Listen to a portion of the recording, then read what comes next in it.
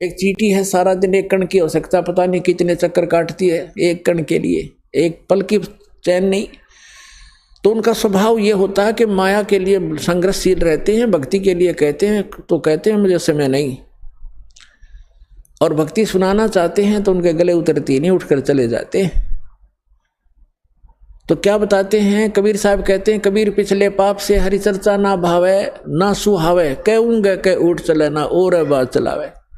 जो पूर्व जन्म के संस्कारी प्राणी नहीं होते हैं या जिनके पाप कर्म अधिक बढ़े हुए होते हैं, उनके सामने सत्संग की चर्चा की जाती है भगवान की, तो उसके 3 लक्षण हैं। जो भक्तिहीन कर्महीन प्राणी होता है, कबीर साहब कहते हैं कबीर पिछले पाप से हरि चर्चा ना सुहावे, और कहूंगे चर्चा चलते लटके लेगा, और ना कोई और चर्चा शुरू कर देगा। अच्छा सुन, एक बात सुन मेरी, वो फलाना काम ऐसे था, वो जैसे आप कोशिश करते हो को रिश्तेदार भाई बहन मित्र को चर्चा सुनाते हो, 2 सेकंड सुनता है, फिर वो ध्यान ऐसे ऐसे रहता, ऐसा है ना वो एक काम जो आप वो ऐसे हो गया, उसको ऐसे हो गया, आपको भी डिस्टर्ब कर देगा, आप बताना चाहते हो।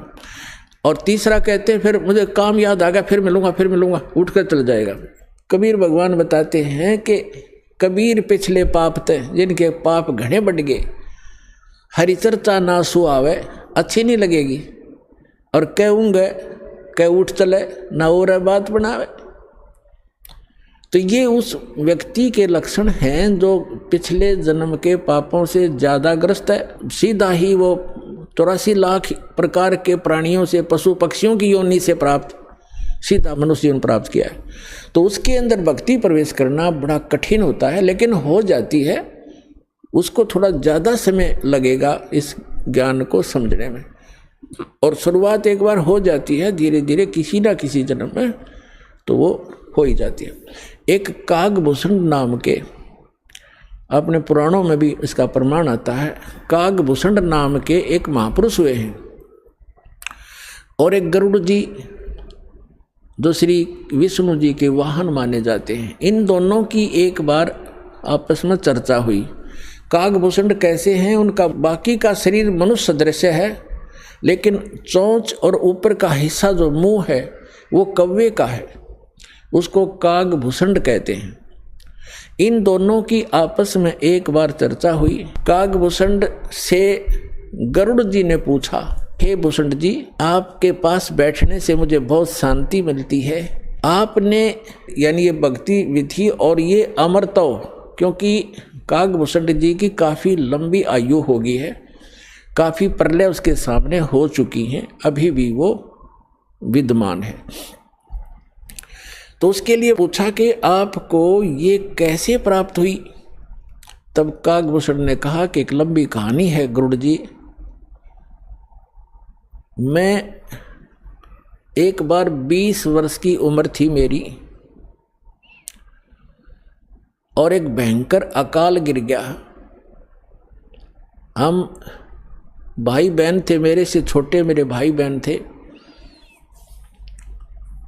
उस अकाल के दौरान वो भूख सहन नहीं कर सके, उनकी मृत्यु होगी, मेरे माता पिता की भी मृत्यु होगी, वो भी भूख सहन नहीं कर सके। मैं युवा था, जिस कारण से मैं उस अकाल को झेल कर माता पिता और परिवार के नाश होने के बाद उस क्षेत्र को छोड़कर मैं अवंतिका नगरी में चला गया। वहाँ अकाल नहीं था। उससे पहले मेरे असंख्य जन्म चले गए, मनुष्य जीवन मैंने बर्बाद कर दिए, कभी मैंने भक्ति नहीं की, क्योंकि वो पिछले जन्म मुझे अब मेरी दिव्य दृष्टि खुल जाने से नजर आ रहे हैं कि पिछले मानव शरीर मैंने कैसे बर्बाद किए थे। तो बता रहा कि पिछले जन्म मैंने बहुत नाश कर दिए, और एक जन्म जो मेरा हुआ, माता पिता मेरे भाई बहन मर गए भूख से तड़प कर। ऐसी खिली फुलवाड़ी थी हमारे घर की, सारे भाई बहन खुशी खुशी रहते थे, और 1 वर्ष में ऐसी जुल्म गिर गया, ऐसा कहर टूट गया, हमारा नाश हो गया। मैं सोचने पर विवश हो गया कि ये क्या जीवन है।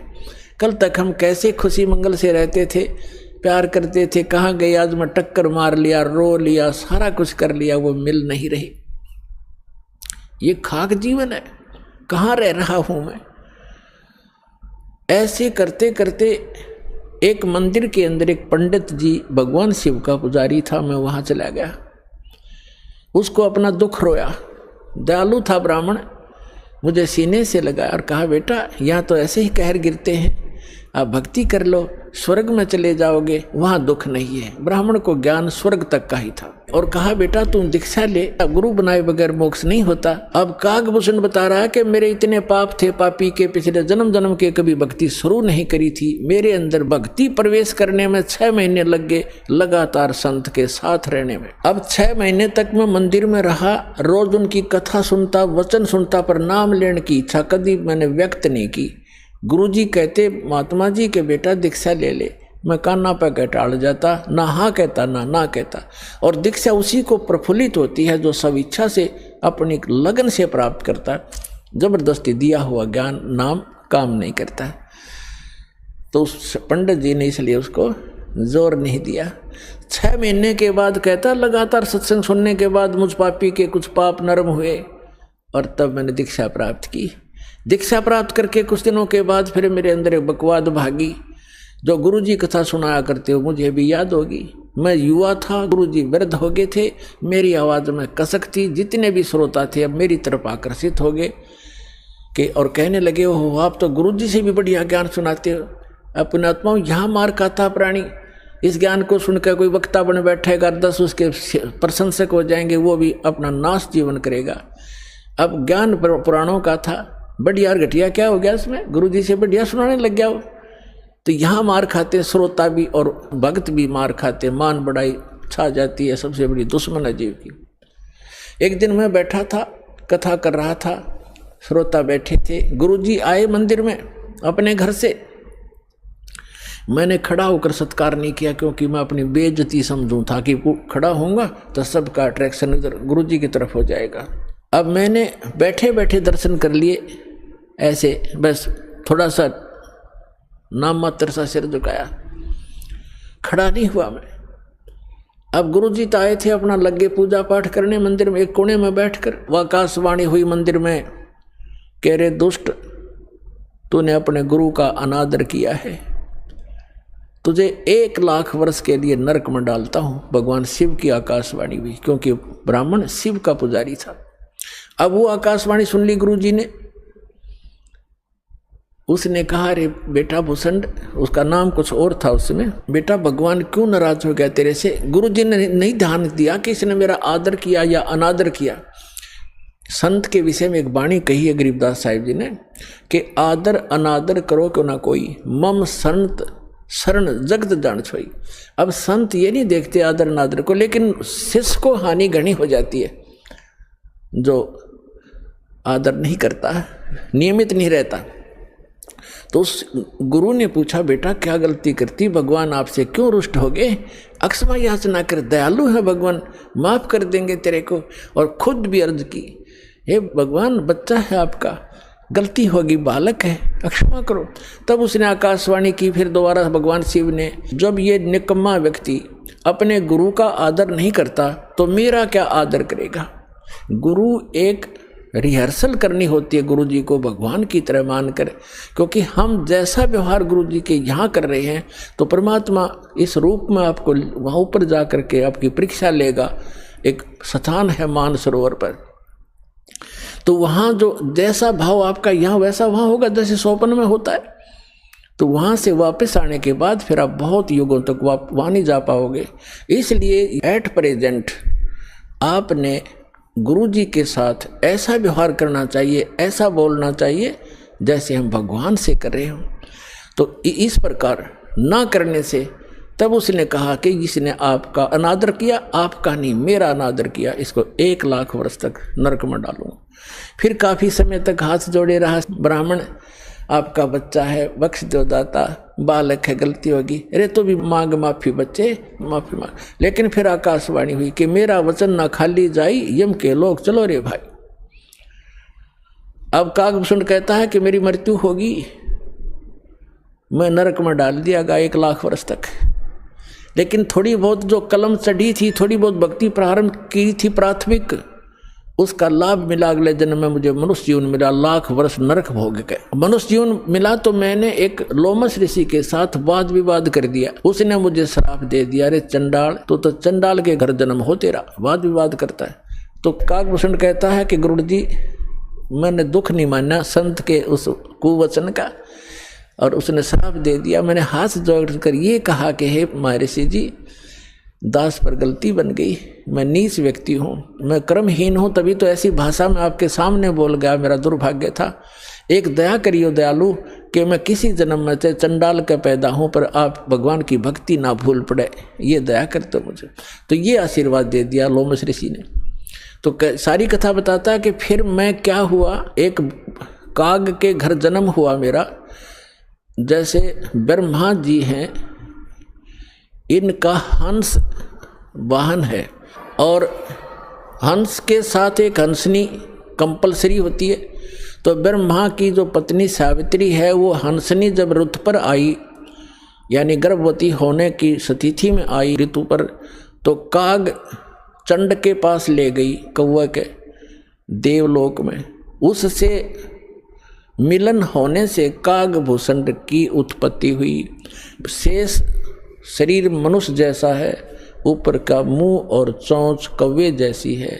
तो वो अब उसने फिर क्या मिला, जब वो कागभूषण के रूप में जन्मा, तब कहते हैं मुझे जोगजीत नाम के एक महापुरुष आकर मिले। वो परमात्मा जैसे दास ने आप पूरे सत्संग में ये निर्णय किया कि वो परमात्मा स्वयं आकर अच्छी आत्माओं को यथार्थ ज्ञान देता है। तब उसने बताया कि मुझे जोगजीत नाम के एक संत मिले, जिन्होंने मुझे उस परमात्म तत्व का ज्ञान दिया।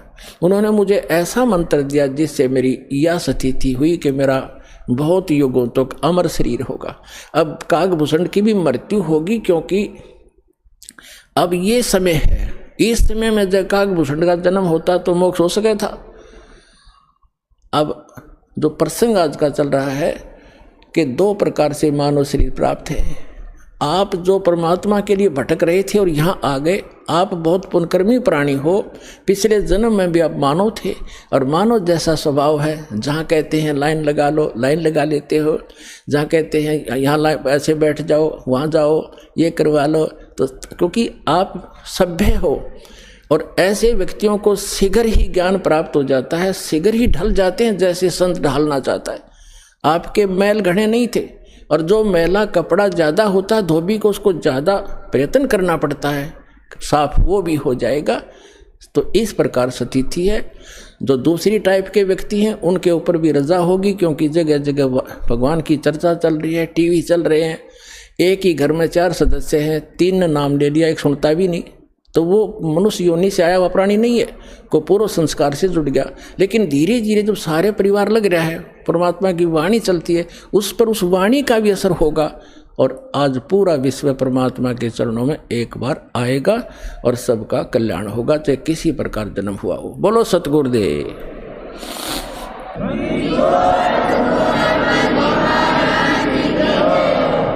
बोलो सतगुरुदेव की जय।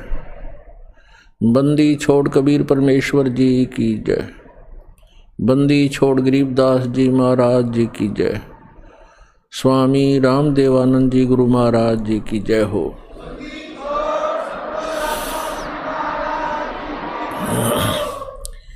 गरीब नमो नमो सतपुरुष को नमस्कार, गुरु के नहीं सुर नर मुनि जन साधुआं संतों सर्वस्ती नहीं। सतगुरु साहेब संत सब दंडोतम प्रणाम। आगे पीछे मध्य हुए तिनको जहाँ कुर्बान। नराकार निर्विषम काल जाल भयभंजनम। निर्लेपम निज निर्गुणम अकल अनोबेशंदनम। सोहम सुरति समापतम सकल समाना निर्तल। उज्ज्वल हिरंबर हरदम अम्बे परवा अथाह वार पार निमज्जतम। ग्रीव जो सुमर सिद्ध होई, गणनायक गलता ना करो अनुग्रह सोई। पारस पद परवाना आदि गणेश मनाऊं, गणनायक देवन देवा। चरण कमल लो लाऊं, आद्यंत करूं सेवा। परम शक्ति संगीतम रिद्धि सिद्धिदाता सोई। अवगत गुण अतीतम सत्य पुरुष निर्मोही। जगदम्बा जगदीशम मंगल रूप मुरारी। तन मन अर्पों शीसम भक्ति मुक्ति भंडारी। सुर नर मुनि जन ध्यावे ब्रह्मा विष्णु महेशा शेष शेष मुख गावे पूजे आदि गणेशा। इंद्र कुबेर सरीखा वरुण धर्म राय ध्यावे समर्थ जीवन जी का मन इच्छा फल पावे। 33 कोटि धारा ध्यावे शेष 88 उतरे भव जल पारा कट है यम की फांसी। 33 कोटि धारा ध्यावे शेष 88 उतरे भव जल पारा कट है यम की फांसी। सत साही कर जोरूं विनती करूं धरूं चरण पर शीश। गुरु जी राम देवानंद जी महाराज ने दियो नाम बख्शीश। कोटि कोटि सिजदा करूं कोटि कोटि प्रणाम चरण कमल में राखियो मैं बंदी जाम गुलाम। कुत्ता हूँ गुरुदेव का रामपाल दास का नाम गले प्रेम की जेवड़ी झांखे चोहा जाऊं। तो करो तो बावड़ू दूर दूर करो तो जाऊं। जो राखो तो ही रहूं जो देव सुख। परम पिता परमात्मा पूर्ण ब्रह्म सारी सृष्टि के रचनहार कबीर देव कबीर परमेश्वर जी की असीम रजा से आप सभी पुण्यात्माएं सत्संग श्रवण करने के लिए उपस्थित हो पाए। मानुष जन्म दुर्लभ है मिले न बारंबार। तरवर से पत्ता टूट गिरे वो बोरने लगता डर। पृथ्वीपति चकवे गए जिनके चक्र चलंत। रावण सरीखे कौन गिने हैं ऐसे गए अनंत। मानुष जन्म पाय के जो नहीं रटे हरि नाम। जैसे कुआ जल बिना फिर बनवाया क्या काम।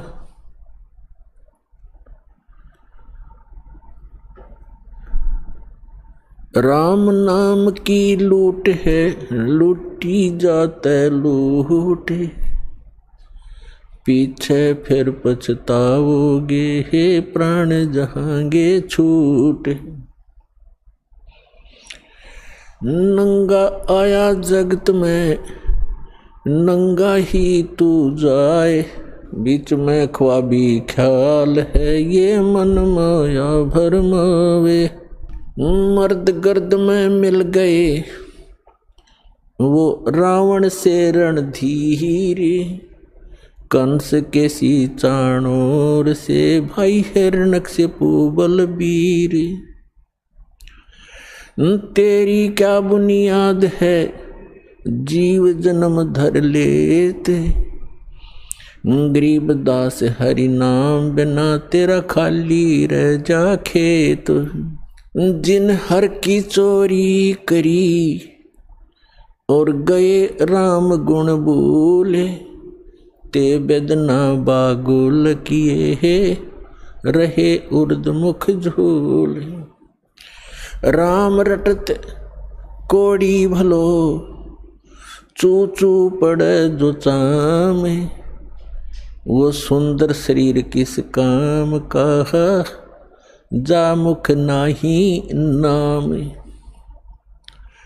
राम रटत कन्या भली साकट भलो न पूते। जैसे छेरी के गल में गलथना जिसमें दूध ना मूत।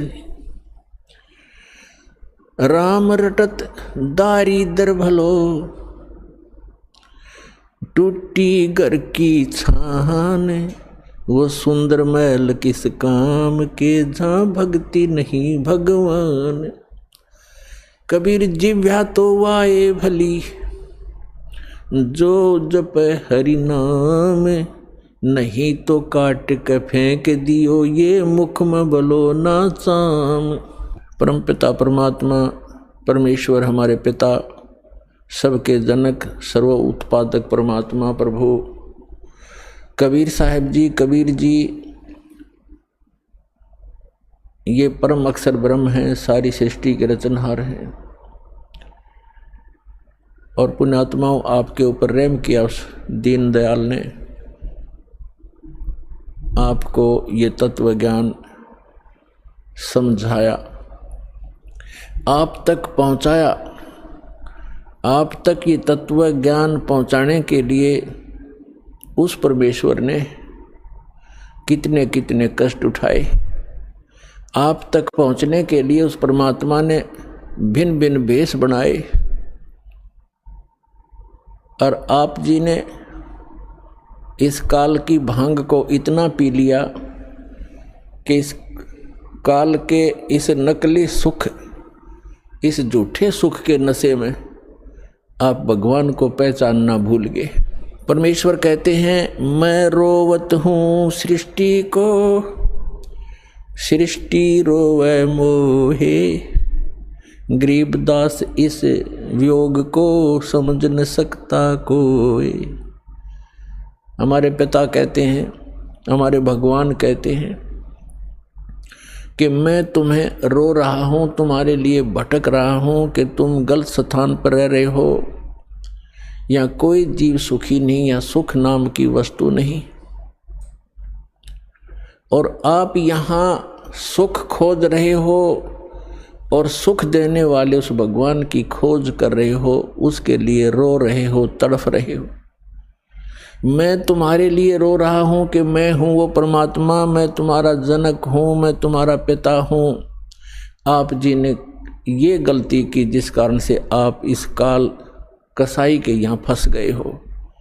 किसी का बेटा मार रहा है, किसी की बेटी मार दी, कोई किसी का जमाई मर गया, किसी के कैंसर होगी, किसी की टांग कट गई, किसी को कैंसर है, कोई कोड से भुगत रहा है। और शेष बचे हुए ये सोचते हैं कि हम ठीक हैं। यदि आप रोग रहित हैं, कल मृत्यु होगी, फिर गधे बन जाओगे, तो क्या खाक ठीक हो आप? इसलिए परमात्मा याद दिलाते हैं कबीर ये माया अटपटी, सब गट आन अड़ी। किस किस को समझाऊं या कुएं भांग पड़ी। परमात्मा कहते हैं किस किस को समझाऊं। इस काल भगवान ने इस नकली सुख की एक कुएं के अंदर जैसे 1, 2, 3 क्विंटल भांग घोल कर डाल दे कोई, उस कुएं का जल चाहे 1000 व्यक्ति पी ले, और पीने के उपरांत उनकी एक जैसी गतिविधि, एक जैसी भाषा, एक जैसी चाल हो जाती है, क्योंकि सबको वो नशा हो चुका है। तो इस काल भगवान ने इस त्रिगुणमयी माया की इतनी मात्रा डाल रखी है आपके अंदर कि आपको इतना नशा हो गया इसका। जैसे किसी के पास बढ़िया मकान, कोठी हो जाती है, कार हो जाती है, उसको नशा है वो, और वो फूला नहीं समाता, और वो भूल जाता है बालक कल मृत्यु हो जाएगी, ये कार कोठी तेरे साथ नहीं जाएंगी, यहाँ बुद्धि क्यों नहीं आती आपकी। परमात्मा हमें याद दिलाना चाहते हैं कि इन सुखों को जहाँ आप यहाँ खोज रहे हो, आपको सतलोक में मिलेंगे। यहाँ तो आपने जो कार भी व्यवस्था कर ली, 36 पंगे पाक है, फिर उसमें कोई इंजन में गड़बड़ है, कोई पेट्रोल डलवाना, जेब देखनी पड़े।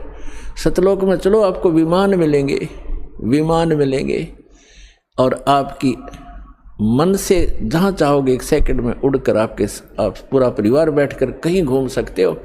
कोई पैसा नहीं लगेगा, आपको सब वस्तु मुफ्त मिलेंगी, सब सुख होगा, आपकी कभी मृत्यु नहीं होगी। आपका ऐसा ही परिवार वहाँ सतलोक के अंदर होगा। अभी तक ये मूर्ख बनाया करते थे नकली संत कि वहाँ प्रकाश ही प्रकाश है, चेतन ही चेतन है, आत्मा उसमें जाकर ऐसे मिल जाती है जैसे बूंद समंदर में। फिर खा कर क्या करेंगे वहाँ जा करके? इससे यहीं दुख सुख यहीं ठीक है। तो उनको अकल थी नहीं, ज्ञान था नहीं, उनका सवनुभव नहीं था, क्योंकि उनकी साधना गलत थी, उनका ज्ञान गलत था। वो काल प्रेरित थे, काल के भेजे आए हुए हैं।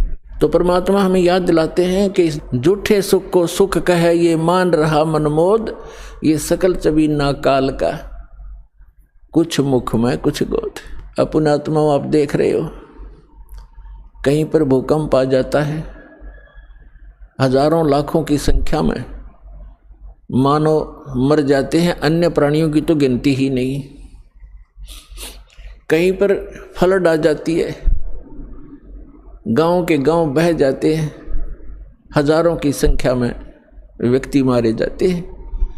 और वो उन मकानों को, उन वहाँ के सांसारिक सुखों को जोड़ने में सारा जीवन लगाते हैं। उनका दृष्टिकोण सिर्फ उन्हीं पर केंद्रित रहता है कि कोठी बना लूँ, कार बना लूँ, 1 प्लाट और ले लूँ, 2 कोठी और बना दूँ, एक बैंक बैलेंस बना दूँ, एक फैक्ट्री लगा लूँ। उद्देश्य मनी मेक ही रहता है। परमात्मा कहते हैं तो बच्चों वाले खेल खेल रहे तुम, आप जी को ज्ञान नहीं है, इसलिए यहाँ डले ढो रहे हो। 1 सेकंड का पता नहीं क्या बिजली गिर जा और फिर आप यहीं स्थिर होना चाहते हो ऐसे गंदे लोक में। तो तत्व ज्ञान का अभाव है। जब आपको तत्व ज्ञान होगा, आपके मन की व्यवस्था ही अलग हो जाएगी। जब आपको तत्व ज्ञान होगा, आपके मन की स्थिति बदल जाएगी, आपका उद्देश्य बदल जाएगा। परमात्मा हमें आखिरी याद दिलाते हैं, आप जी विचार कीजिए कि आपकी मृत्यु तो होगी होगी, चाहे यहाँ कोई पूरी पृथ्वी का राजा है और चाहे अमीर या गरीब है, कोई भी व्यक्ति है, आपकी मृत्यु होगी। और आपने जो कुछ भी सारे जीवन में संग्रह किया है वो आपके साथ नहीं जाएगा। ये तो यूनिवर्सल ट्रूथ है, आपको सबको मालूम है। और पुण्यात्माओं, ठीक है, आपके पूर्व जन्म के पुण्य हैं, आपको जो भी वस्तु उपलब्ध है इसको ये समझ लो कि आपकी नहीं है। आप एक रेस्टोरेंट में रह रहे हो। अब जैसे अच्छे पूंजी वाले व्यक्ति, सेठ धनी व्यक्ति अच्छे रेस्टोरेंट में जाकर के अपना 1, 2, 3, 4 जैसा भी वो वहाँ दिन रात व्यतीत करना चाहते हैं, तो उनके पास पैसा घना है, तो वे हाई क्लास के, हाई क्वालिटी के रेस्टोरेंट के अंदर रह रहे। वहाँ सुविधाएं अच्छी हैं, सोफ़ा सेट हैं, बढ़िया पलंग हैं, टीवी रखे हैं, सारी व्यवस्था है वहाँ पर। बैल बजा दी, बैरा आ गया, जो वस्तु मांगी उपलब्ध होगी खाने और पीने की। और एक गरीब व्यक्ति जाके एक सिंपल होटल में रुका है जिसमें एक तख्त पड़ा है और सिंपल आहार है, थोड़ा खर्चा है उसका। तो ऐसा ही समझ लो आप, जो गरीब है वो एक सिंपल होटल में रह रहा है, अमीर है वो बड़े होटल में रह रहा है, लेकिन वस्तु किसी की नहीं। वहाँ पर होटल में गए व्यक्ति को पता होता है कि यहाँ तेरी वस्तु कोई नहीं है, इनको प्रयोग कर सकता है, वो भी अपने खर्चे से। तो इस काल भगवान का ये होटल है फॉर एग्जाम्पल। और इसमें आपके पुण्यों के कारण आप सुविधा जो आपको है वो आपके पूर्व जन्म की पूंजी से है, जेब आपकी ही खर्च हो रही है। जो सुविधाएं आपको उपलब्ध हैं आपके पुण्य क्षीण हो रही है। और गरीब व्यक्ति है वो समझ ले सिंपल होटल में रह रहा है, कोई झोंपड़ी में है चाहे सिंपल मकान में रह रहा है, तो वो भी एक होटल में ही है। एक दिन दोनों ने ही जाना है और दोनों ने वो सब वस्तुएं यही छोड़ जाना है। अब जाना कहाँ है? स्वदेश को जाना है। होटल में व्यक्ति वही रहता है जो विदेश गया हुआ है, अपने घर से बाहर है। आज तक आपको यही नहीं मालूम कि हम इस होटल को छोड़कर प्रस्थान कहाँ करेंगे। आपको तो जबरदस्ती जब आपकी पूंजी समाप्त हो जाती है, आपका समय समाप्त हो जाता है, उस होटल से पकड़ कर बाहर फेंक दिया जाता है सड़क पे, आप कहीं जाओ। जब हम घर से बाहर चलते हैं वैसे किसी काम कार्यवश, तो जाने से पहले हम वहाँ कहाँ रुकेंगे, रात्रि हम कैसे व्यतीत करेंगे, उसकी व्यवस्था पहले करके जाते हैं।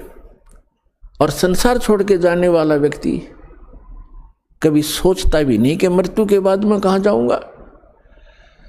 तो वो ज्ञान अब आपको प्राप्त हो रहा है कि आप ये साधना करोगे और आप इन होटलों में रहो जैसे जिसकी व्यवस्था है, ठीक है, धनी है अपने उस सुविधा को प्राप्त करो, निर्धन है अपने उन मकानों में गुजर करो। और दोनों ही दो रोटी खाते हैं, एक गरीब भी और सेठ भी, और एक चारपाई पर ही सोते हैं, 3-3 4-4 पर सेठ नहीं सो सकता। एक कोने में चाहे 10 कक्ष की कोठी हो, एक कक्ष के एक कमरे में एक तख्त 3.5 बाई। परमात्मा कहते हैं क्या चढ़ावा मेंढिया और लंबी भीत उसार, गरता 3.5 हाथ गणाता 4.25। यानी आपको लेटने के लिए अपने हाथ, ये हाथ होता है इतना, प्रत्येक का शरीर अपने 3.5 हाथ का होता है, 3.5 हाथ का। तो परमात्मा कहते हैं आपने 20 कक्ष की कोठी बना रखी है, उसमें 3.5 हाथ और बाई 1 हाथ, भाई इतनी जगह की जरूरत है आपको। बाकी उस कोठी शर्मा मार ले, क्या बनेगा उसका? समय खोया, अपना जीवन व्यर्थ किया। तो कहने का भाव ये है कि ठीक है, भगवान ने आपको कोठी भी दी है, सुविधाएं भी हैं, कोई बात नहीं, लेकिन अब भविष्य की तैयारी करो, यहाँ से चलने का उद्देश्य बनाओ। असक जन्म हो गए आप जी ने यही भटकतों का।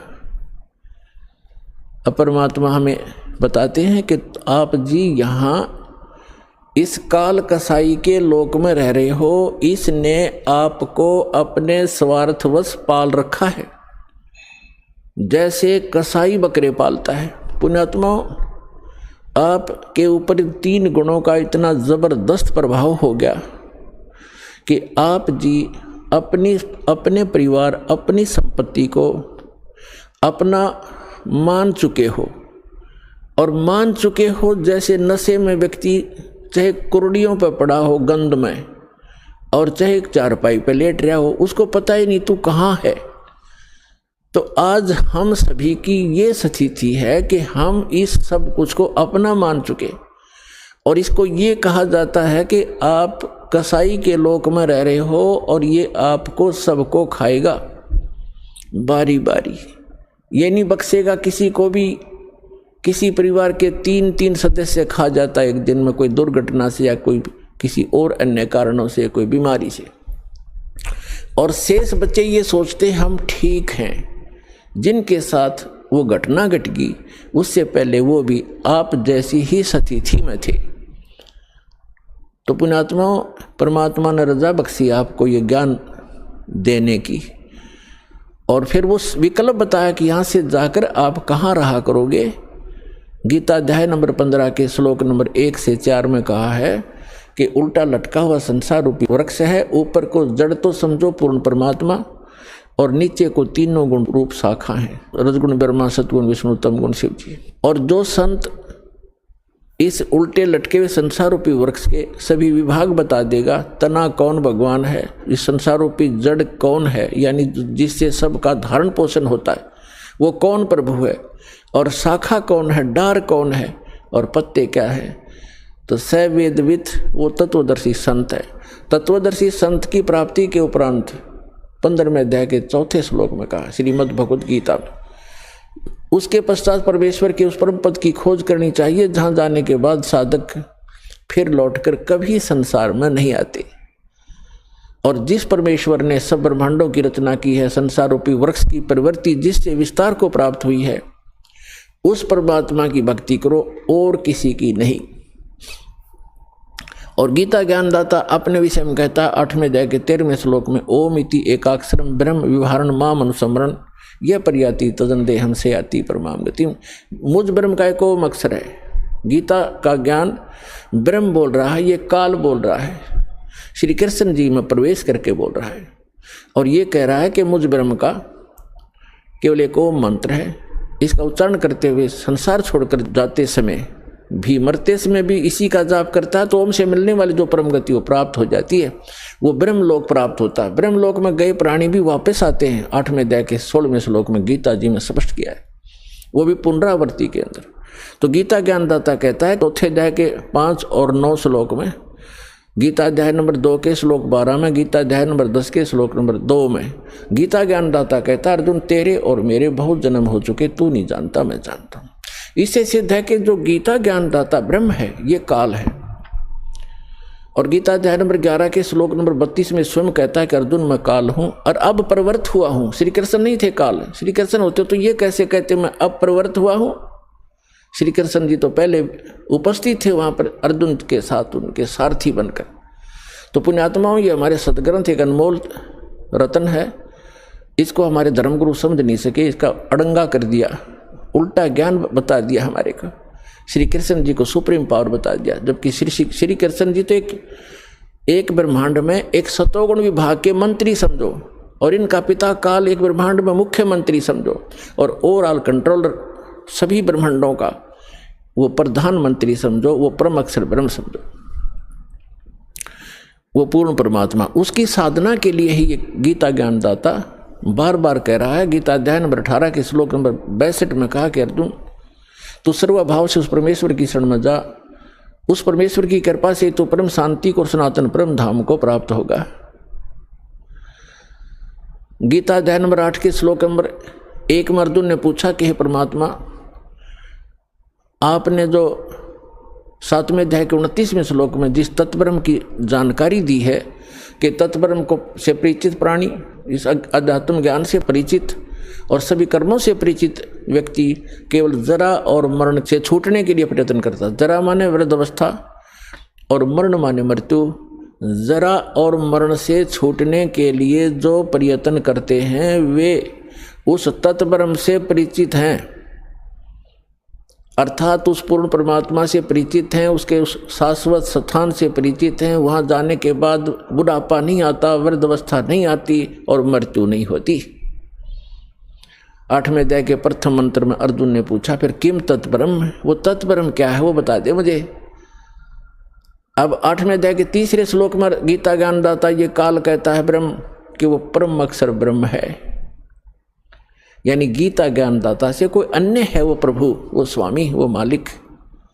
गीता अध्याय नंबर 4 के श्लोक नंबर 32 और 34 में स्पष्ट किया है कि वो सच्चिदानंद घन ब्रह्म अपने मुख कमल से बोलकर एक अमृत ज्ञान प्रचार करता है। उस सच्चिदानंद घन ब्रह्म की वाणी में धार्मिक अनुष्ठानों की, अध्यात्म मार्ग की, भक्ति विधि विस्तार के साथ कही गई है, वो तत्व ज्ञान है। उस तत्व ज्ञान को अर्जुन तो तत्वदर्शी संतों के पास जाकर समझ, उनको दंडवत प्रणाम करने से, कपट छोड़कर प्रसन्न करने से वो तत्वदर्शी संत तुझे तत्व ज्ञान का उपदेश करेंगे। इससे सिद्ध है कि गीता के अंदर वो तत्व ज्ञान नहीं है और गीता ज्ञान दाता भी तत्व ज्ञान से अपरिचित है। उसके लिए दास को भेजा परमपिता ने, कबीर भगवान ने तत्वदर्शी संत बनाकर। अब जो प्रसंग चल रहा है कि गीता ज्ञान दाता 8वें अध्याय के 3रे मंत्र में कहता है कि वो परम अक्षर ब्रह्म है, और गीता अध्याय नंबर 8 के श्लोक नंबर 5 और 7 में अपनी साधना करने को कह रहा कि मेरी भक्ति कर, मुझे प्राप्त होगा, लेकिन युद्ध करना पड़ेगा। और पुण्यात्माओं, जहाँ युद्ध है वहाँ शांति नहीं हो सकती। इसलिए गीता ज्ञानदाता कहता है 18वें अध्याय के 62वें श्लोक में कि सर्वभाव से तू उस परमेश्वर की शरण में जा, उस परम अक्षर ब्रह्म की शरण में जा, उसकी कृपा से तू परम शांति को और सनातन परम धाम को प्राप्त होगा, जहाँ जाने के बाद साधक फिर लौटकर कभी संसार में नहीं आते। अब गीता ज्ञानदाता गीता अध्याय नंबर 8 के श्लोक नंबर 8, 9, 10 में कहता है कि उस सच्चिदानंद घन ब्रह्म की भक्ति करने वाला प्राणी साधक भक्ति की शक्ति से, योग के बल से, योग माने साधना के बल से, भक्ति की ताकत से, उस मंत्रों की भक्ति की कमाई की ताकत से उस परमात्मा को, सच्चिदानंद घन ब्रह्म यानी परम अक्षर ब्रह्म को ही प्राप्त होता है। अपना तो उसने मंत्र बता दिया 8वें अध्याय के 13वें श्लोक में कि मुझ ब्रह्म का केवल एक ओम अक्षर है, नथिंग एल्स।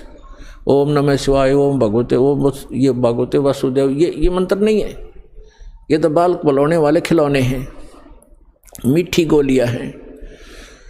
17वें अध्याय के 23वें श्लोक में गीता ज्ञानदाता ने केवल संकेत दिया है कि उस सच्चिदानंद घन ब्रह्म के पाने का 3 मंत्र का जाप है, नथिंग एल्स, उसके अतिरिक्त कुछ नहीं।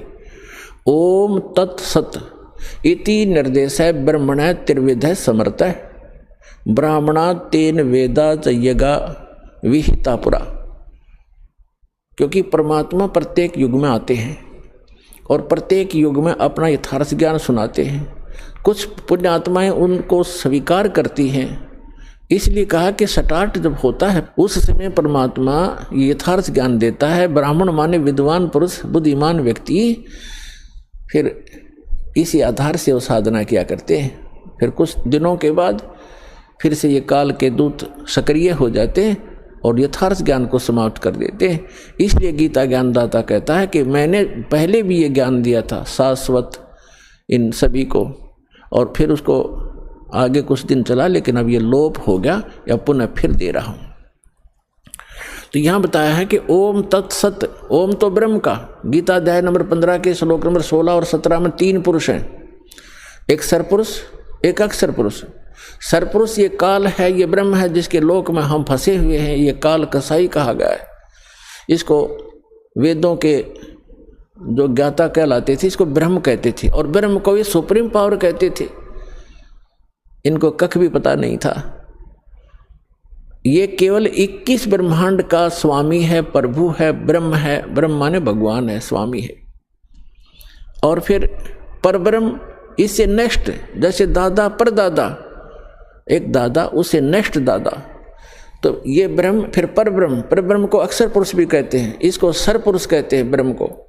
अक्षर पुरुष 7 शंख ब्रह्मांड का स्वामी है, नील पद्म शंख, 7 शंख ब्रह्मांड का स्वामी है, इसको अक्षर पुरुष का। इसकी आयु बहुत लंबी है, इसलिए इसको अक्षर पुरुष कहते हैं। अब जो तीसरे नंबर का है, गीता अध्याय नंबर 15 के श्लोक 16 में 2 पुरुष हैं, सरपुरुष और अक्षर पुरुष, और बताया है कि जितने भी इनके अंतर्गत प्राणी हैं शरीरधारी, इन सब का, और साथ में दोनों सरपुरुष और अक्षर पुरुष का शरीर तो नाशवान है, जीवात्मा किसी की नहीं मरती। आगे फिर 15वें अध्याय के 17वें श्लोक में तुरंत बताया है कि उत्तम पुरुष है तू अन्य परमात्मा इति उदाहरते। उत्तम पुरुष, पुरुषोत्तम तो कोई और ही है इन दोनों से, सरपुरुष और अक्षर पुरुष से। वो 8वें अध्याय के 3 श्लोक में गीता ज्ञानदाता ने बता दिया वो परम अक्षर ब्रह्म है। अब देखो, ब्रह्म एक सरब्रह्म, सरपुरुष को हो चाहे सरब्रह्म को, ये तो 7 संग ब्रह्मांड का प्रभु है, स्वामी है, सरब्रह्म, जिसको काल कहते हैं, जिसने गीता का ज्ञान श्री कृष्ण में प्रवेश करके दिया, इसको सरब्रह्म कहते हैं। ये 21 ब्रह्मांड का ब्रह्म है, स्वामी है। और जो अक्षर ब्रह्म है, अक्षर पुरुष को हो चाहे अक्षर ब्रह्म को, वो 7 संग ब्रह्मांड का स्वामी है। और परम अक्षर पुरुष को हो, परम अक्षर ब्रह्म को, वो असंख्य ब्रह्मांड का ओवरऑल कंट्रोलर है, और वही इस संसार रूपी वृक्ष का मूल है, जड़ है, जिससे सबका धारण पोषण होता है, जो सबका पालक है।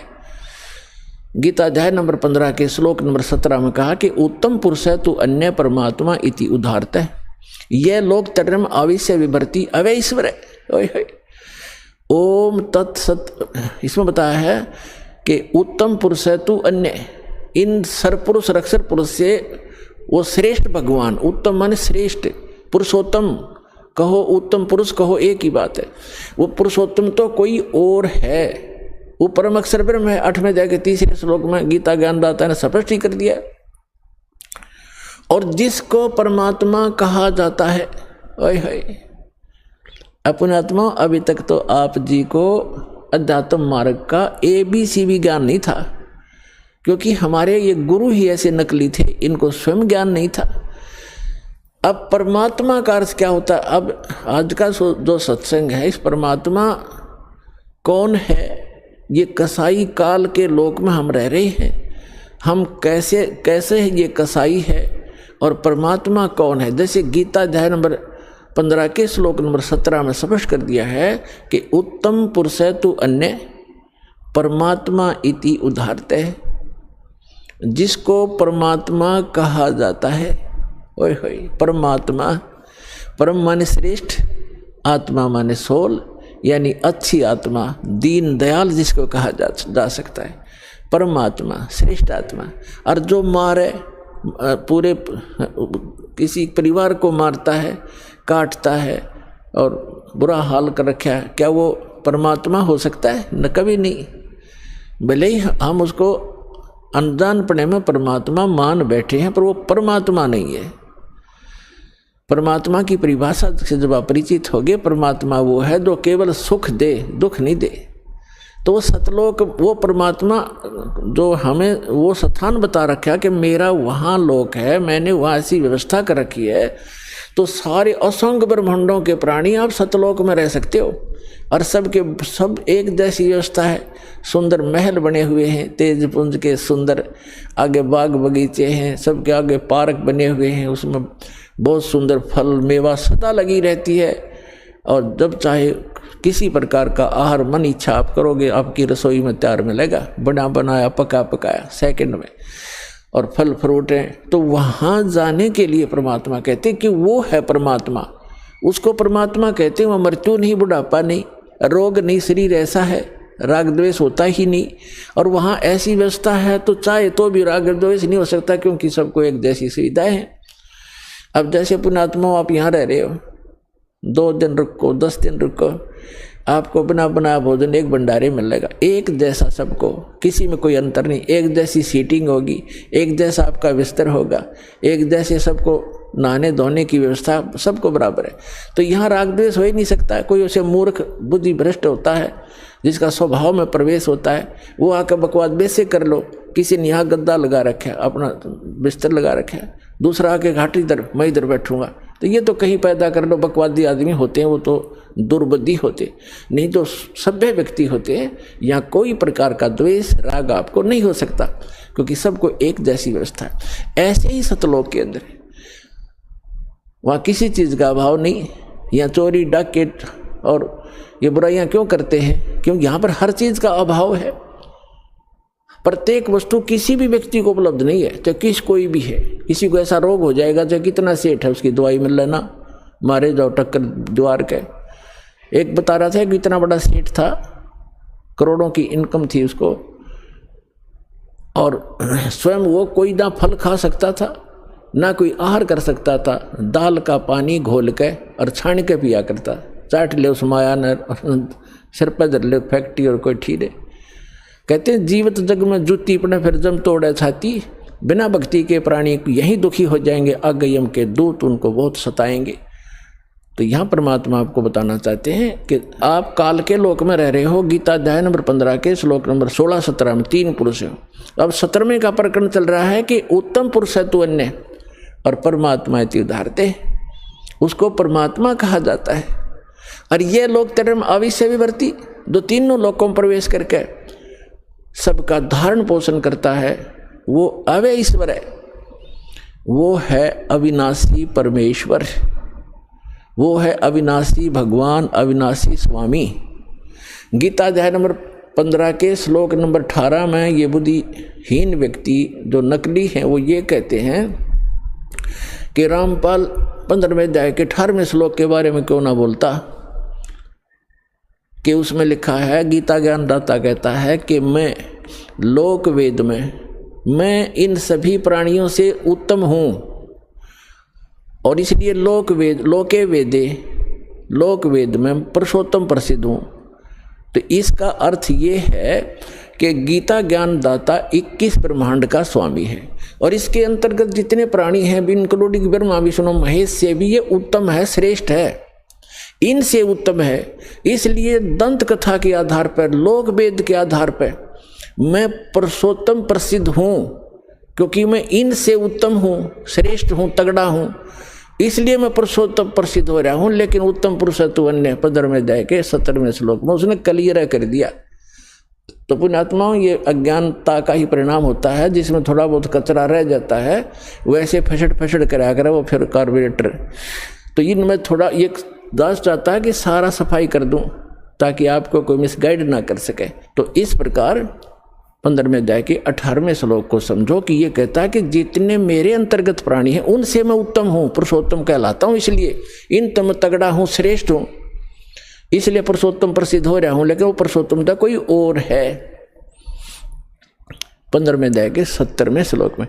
तो अब प्रसंग हम यहां आते हैं कि उसको परमात्मा कहा जाता है। ओए परमात्मा, प्रभु का नाम का अर्थ होता है स्वामी। उसको ब्रह्म कहो, प्रभु कहो, साहिब कहो, और राम गॉड खुदा अल्लाह कहो। अल्लाह भी स्वामी। और जैसे परमात्मा किसे कहते हैं?